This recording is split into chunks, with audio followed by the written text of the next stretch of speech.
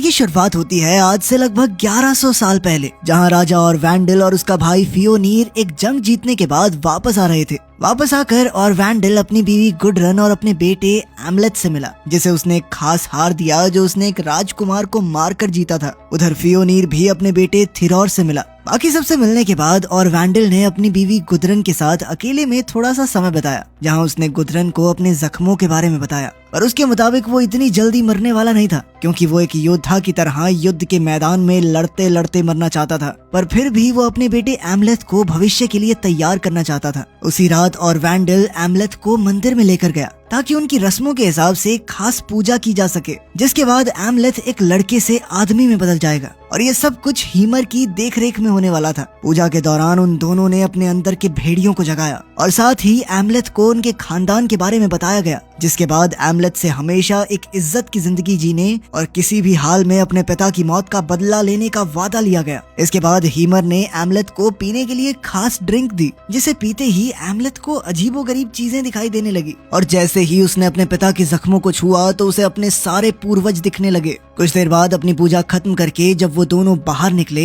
तो अचानक कुछ नकाबपोश योद्धाओं ने उन पर हमला कर दिया। ये देखकर एमलेथ अपने पिता की मदद तो करना चाहता था, पर और वैंडल ने उसे वहां से भाग जाने को कहा ताकि उसकी जान बच जाए। जिसके बाद एमलेथ भागकर एक बड़े से पत्थर के पीछे छुप गया, लेकिन उस बेचारे को अपने पिता को एक के बाद एक तीर लगते हुए देखना पड़ा। और जब उन आदमियों के सरदार ने अपना नकाब उतारा तो एमलेथ के पैरों तले जमीन खिसक गई, क्योंकि वो आदमी कोई और नहीं बल्कि और वैंडल का भाई फियोनीर ही था, जिसने राजा बनने के लिए अपने भाई का कत्ल कर दिया था। इसके बाद उसने अपने आदमियों को एमलेथ को ढूंढने के लिए भेजा, जो तब तक बचने के लिए जंगल की तरफ भाग गया था। लेकिन इसके बावजूद भी फिनर नाम के एक आदमी ने एक बार के लिए उसे पकड़ ही लिया था। पर तभी एमलेथ उसकी नाक काट कर वहाँ से भाग निकला। और कुछ देर बाद जब एमलेथ वापस अपने गांव पहुंचा तो उसने देखा कि वहाँ फियोनीर के आदमी और वैंडल के सभी समर्थकों को एक एक करके मार रहे थे। वहीं दूसरी तरफ फियोनीर ने अपने ही भाई की बीवी गुडरन को अगवा कर लिया था। वहीं फिनर ये बिल्कुल नहीं चाहता था कि किसी को भी पता चले कि वो एक बच्चे से हार गया, इसीलिए उसने फियोनीर से झूठ कह दिया कि एमलेथ मर चुका है। अपनी जिंदगी को पूरी तरह से उलट पलट देखकर एमलेथ पूरी तरह से टूट चुका था और इसीलिए उसने अपनी पुरानी जिंदगी को छोड़कर आगे जाने का फैसला किया।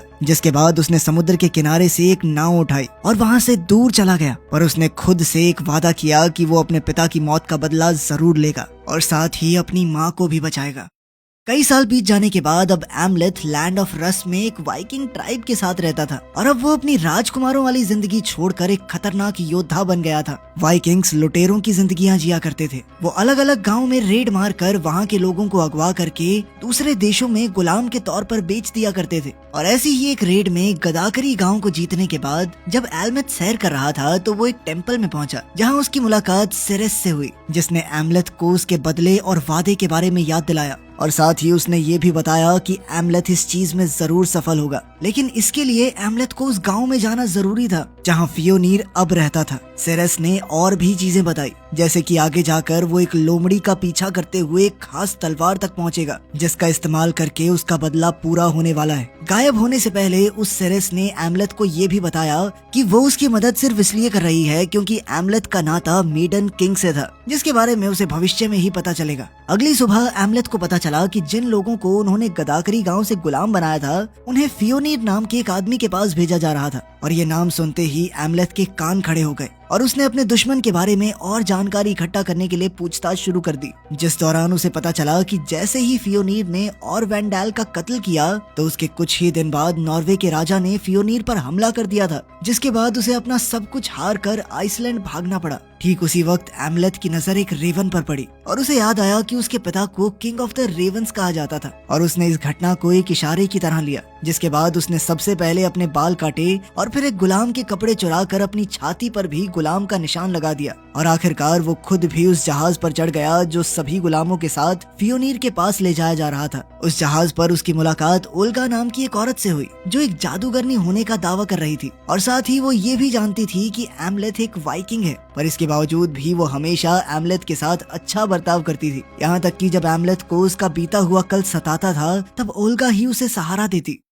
इस रास्ते में उनका जहाज एक भयंकर तूफान में भी उलझ गया था, पर सभी मुश्किलों के बावजूद भी वो लोग किसी तरह से आइसलैंड पहुंच गए, जहाँ फिनर उनका पहले से ही इंतजार कर रहा था और वो उन्हें कैदी बनाकर फियोनीर के फार्म पर ले गया, जहाँ फियोनीर थोरिर और अपने दूसरे बेटे गनर के साथ मौजूद था। लेकिन फियोनीर इतने कमजोर गुलामों को देखकर कुछ खास खुश नहीं था और वो उन्हें वापस भेजने के बारे में सोच रहा था। लेकिन एमलेथ अपनी मंजिल के इतनी करीब आकर वापस नहीं जाने वाला था। उसने अपनी ताकत दिखाने के लिए अपने बगल में खड़े आदमी को जोर जोर से पीटना शुरू कर दिया ताकि फियोनीर को पता चल जाए कि सारे कमजोर नहीं है। खैर, जब फियोनीर ने उसका नाम पूछा तो उसने एक झूठा नाम बता दिया। एमलेथ की ताकत देखने के बाद फियोनीर ने उसे और कुछ आदमियों को खेतों पर काम करने के लिए रख दिया। साथ ही उसने कुछ लड़कियों को भी चुना था, पर उसका सबसे ज्यादा ध्यान ओल्गा की तरफ था। फार्म पर अपनी पहली रात में एमलेथ ने एक चाकू चोरी करने की कोशिश की, पर तभी उसका ध्यान बाहर घूम रही एक लोमड़ी पर पड़ा जो बिल्कुल उस सिरेस की बताई हुई भविष्यवाणी जैसा था। एमलेथ ने हिसाब लगाया कि वो बिल्कुल सही रास्ते पर है। अगले दिन एमलेथ ने बाकी गुलामों की तरह ही काम किया,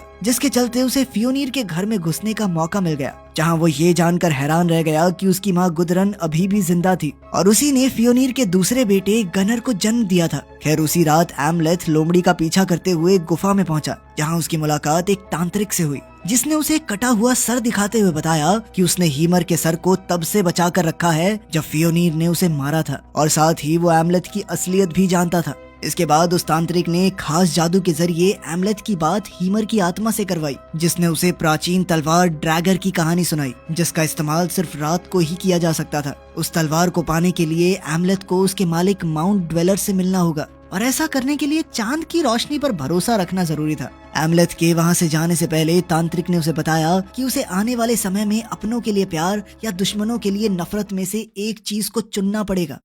इसके बाद एमलेथ एक खुफिया गड्ढे में गया, जहाँ उसे ड्वेलर का शरीर दिखाई दिया, जिसने उस वक्त तलवार को अपने हाथों में पकड़ा हुआ था। पर जैसे ही एमलेथ ने उसके हाथों से तलवार लेने की कोशिश की तो ड्वेलर अचानक से जाग गया और उसने एमलेथ पर हमला कर दिया। और ठीक उसी समय एमलेथ को हीमर की चांद की रोशनी वाली बात याद आई और उसने ड्वेलर को चांद की रोशनी के नीचे धकेल दिया, जिसके ड्वेलर के ऊपर पड़ते ही वो नीचे झुक गया और उसने एमलेथ को उसे मारने का एक आसान सा मौका दे दिया। लेकिन ड्वेलर को मारने के बाद जैसे ही एमलेथ मुड़ा तो उसने देखा कि वो अभी भी ड्वेलर के सामने ही खड़ा हुआ था, और जब इस बार उसने तलवार उठाने की कोशिश की तो ड्वेलर ने उसे कुछ नहीं कहा। इसके बाद जब वो तलवार लेकर वापस फार्म पर आया तो फियोनीर के कुत्ते ने उस पर भौंकना शुरू कर दिया, जिसे चुप कराने के लिए एमलेथ ने भी उस पर दहाड़ना शुरू कर दिया, जिसके चलते फियोनीर ने इस चीज में ज्यादा दिलचस्पी नहीं दिखाई और वो बिना एमलेथ को देखे वहाँ से चला गया। इसके बाद फियोनीर ओल्गा के साथ रात बिताने के लिए उसके कमरे पर गया, लेकिन ओल्गा का कहना था कि उसके पीरियड्स चल रहे हैं, जिस चीज ने फियोनीर का मूड खराब कर दिया और वो वहाँ से वापस आ गया।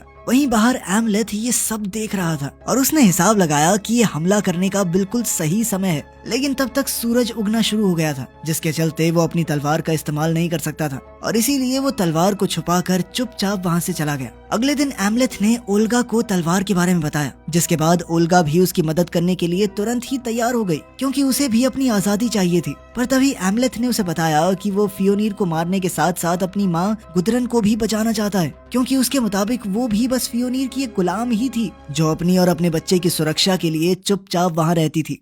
अगले दिन फियोनीर अपने बच्चों और कुछ खास गुलामों को वहाँ के मुखिया के पास ले गया, जहाँ उसके आदमी एक खास खेल खेलने वाले थे, जिसमें 2 टीम होंगी जिनमें 5-5 आदमी होंगे और उन सभी को एक बाल के लिए लड़ना था और इस खेल में अपने विरोधी को जान से मारना तक अलाउड था। खेल शुरू होते ही सभी खिलाड़ियों ने एक दूसरे को जान से मारना शुरू कर दिया और आखिर में सिर्फ एमलेथ और एक बहुत बड़ा सा आदमी बचे थे। इधर फियोनीर की टीम को हारता देख गनर बहुत गुस्से में था और इसीलिए उसने बॉल को छीनकर भागने का फैसला किया, पर जैसे ही वो बॉल अपने हाथ में लेकर भागा तो उस आदमी ने उस पर भी हमला कर दिया। लेकिन इससे पहले कि वो गनर को मार पाता तभी एमलेथ ने वहां आकर उस आदमी पर हमला करके उसे मार दिया। उसी रात जश्न के दौरान थोरिर ने आकर एमलेथ को बधाई देते हुए कहा कि अब उसे फार्म पर कुछ सहूलियतें मिलेंगी, जिसमें कम काम करना, बाकी गुलामों को ऑर्डर्स देना शामिल था। इसके साथ ही एमलेथ को अपने लिए एक औरत चुनने का मौका भी दिया गया और इसमें अब वो ओल्गा को भी चुन सकता था, क्योंकि अब फियोनीर को उसमें कोई दिलचस्पी नहीं थी। और ये बात सुनते ही एमलेथ बिना कुछ सोचे ओल्गा के साथ जंगल में चला गया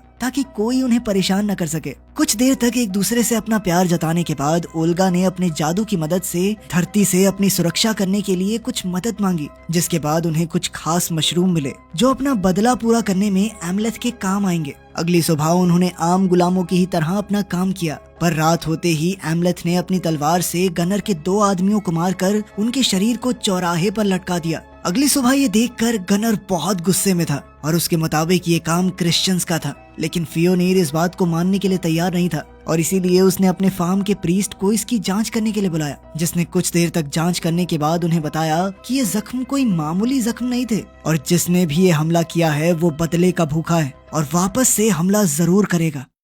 उनके परिवार को इस विपदा से बचाने के लिए प्रीस्ट ने उसी रात भगवान को एक लड़की की बलि चढ़ाने का फैसला किया। इधर जब वो प्रीस्ट बलि की तैयारी कर रही थी तभी एमलेथ ने सभी जानवरों से आवाजें निकलवाना शुरू कर दिया, जिसे सुनकर न जाने क्यों फियोनीर के कुत्ते ने उसी पर हमला कर दिया, जिसके चलते फियोनीर को उसे मजबूरन मारना पड़ा। इधर जब सभी लोग जानवरों की आवाजों के पीछे पीछे बाहर आए तो इसी मौके का फायदा उठाकर एमलेथ मंदिर में घुस गया और उसने उस लड़की को आजाद करने के बाद प्रीस्ट को जान से मारकर मंदिर के अंदर ही लटका दिया। अगले दिन एमलेथ ने रसोई में घुसकर सूप में वो खास मशरूम मिला दिए। वहीं दूसरी ओर अब सभी गुलामों को फार्म की सुरक्षा का काम दे दिया गया था, लेकिन उन मशरूम्स की वजह से अब सभी लोगों को अजीबोगरीब भ्रम होने लगे और उन्होंने एक दूसरे को ही मारना शुरू कर दिया। वहीं दूसरी तरफ एमलेथ ओल्गा की मदद से मेन घर में घुस गया, जहां उसकी मुलाकात अपनी माँ गुदरन से हुई और उसने गुदरन को अपनी असलियत के बारे में बताया। गुदरन उसे जिंदा देखकर खुश तो थी, पर उसके पास एक ऐसा राज था जो एमलेथ के पैरों तले जमीन खींचने वाला था। असल में गुदरन के मुताबिक ऑरवैंडील यानी उसके पिता ने उसे गुलाम की तरह खरीदा था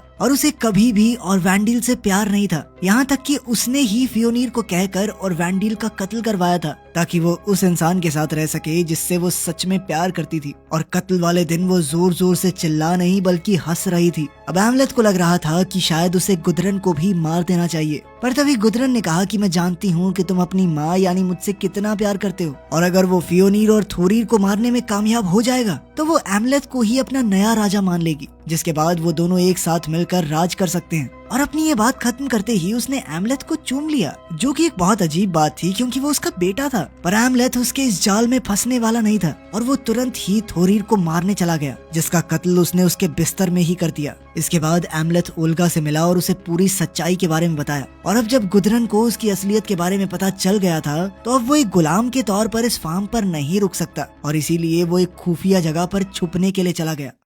अगली सुबह अपने बेटे की लाश देखकर फियोनीर बहुत ज्यादा गुस्से में था और तभी गुदरन ने उसे एमलेथ की असलियत के बारे में बताया, जिसे जानने के बाद फियोनीर ने एक एक करके सभी गुलामों को मारना शुरू कर दिया। पर जैसे ही ओल्गा की बारी आई तभी एमलेथ तुरंत वहां पहुंच गया और इस बार उसने अपना राजकुमार वाला वो नेकलेस भी पहना हुआ था और अपना असली नाम बताने के बाद उसने फियोनीर को उसके बेटे का दिल भी दिखाया जो उसने कल रात को थोरीर के शरीर से निकाल लिया था। ये देखते ही फियोनीर ने अपने आदमियों को उस पर हमला करने के लिए कहा और अब एमलेथ एक एक करके उन सभी सैनिकों से लड़ने लग गया। इस मौके का फायदा उठाकर ओल्गा वहाँ से भाग गई। ओल्गा के वहाँ से निकलते ही एमलेथ ने खुद को सरेंडर कर दिया। फियोनीर को लग रहा था कि वो लड़ाई जीत चुका है और साथ ही उसे अपने बेटे का दिल भी मिल गया था, पर तभी एमलेथ ने उसे बताया कि असल में ये दिल उसके बेटे का नहीं बल्कि उसके कुत्ते का है। ये सुनते ही फियोनीर ने उसे एक कमरे में बांधकर प्रताड़ित करने के ऑर्डर्स दे दिए, जहां काफी देर तक बुरी तरह से पीटने के बाद फियोनीर ने एमलेथ से अपने बेटे के दिल के बारे में पूछा, लेकिन उसने कुछ भी बताने से इनकार कर दिया।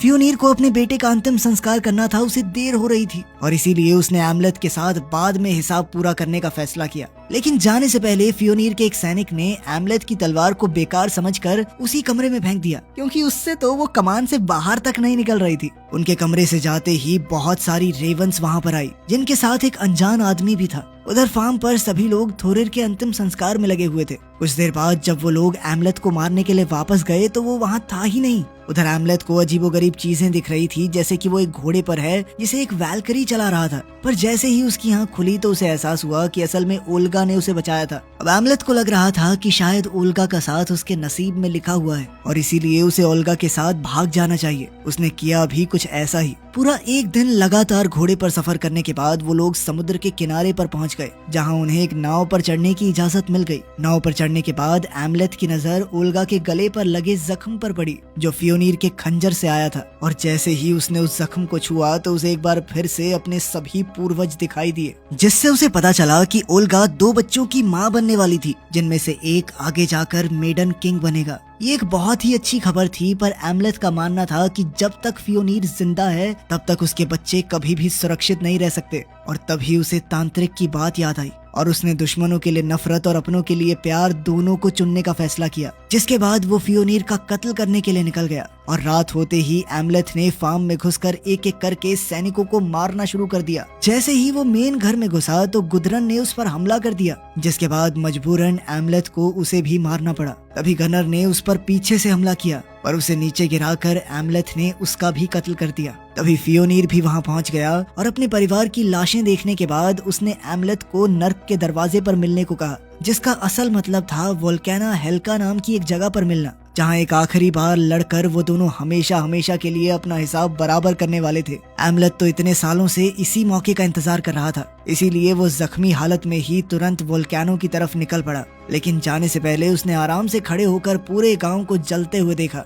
जहां उसके साथी गुलामों ने आग लगा दी थी। इसके बाद एमलेथ फियोनीर के साथ लड़ने के लिए वोल्केनो पर पहुंचा, जहां उन दोनों में घमासान युद्ध हुआ। लेकिन एमलेथ पहले से ही काफी जख्मी था और इसीलिए फियोनीर उस पर भारी पड़ रहा था। पर तभी अचानक एमलेथ के गुस्से ने ताकत का रूप ले लिया, जिसके बाद उसने भी फियोनीर को मारना शुरू कर दिया और अंत में उन दोनों ने ही एक दूसरे को जान से मार दिया। लेकिन मरने से पहले एमलेथ की नजरों के सामने ओल्गा उसके दोनों बच्चों के साथ